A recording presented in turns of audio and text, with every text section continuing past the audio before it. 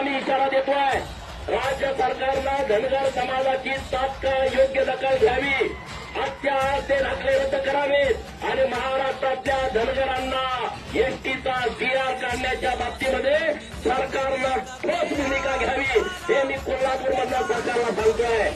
सरकारच्या बाजूने कायम धनगर राहिलाय.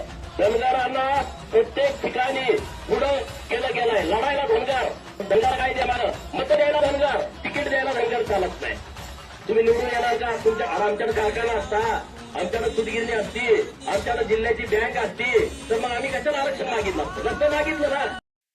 घेतली तेव्हा 2011च्या जनगणनेमध्ये 51,000 धनगर आहेत असं त्यांनी आम्हाला लेखी दिलं. आणि मग आम्ही या सगळ्या मुळामध्ये गेलो, एक आंदोलन उभा केला आणि राज्य सरकारच्या समोर विषय आणला की तुम्ही या महाराष्ट्रातल्या धनगरांची आणि धनगरांची बैठक मंत्रालयामध्ये लावा. आदिवासी जमातीनं विरोध करायची गरज नाही आहे, धनगरांनी आम्हाला विरोध केला पाहिजे आणि म्हणून धनगराची आमची मिटिंग लावा. धनगराची मिटिंग होऊ शकत नाही कारण धनगर राज्यामध्ये नाही. आणि मग आम्ही सरकारला सांगितलं की धनगर राज्यामध्ये अस्तित्वात नाही, तुम्ही आता जीआर काढा.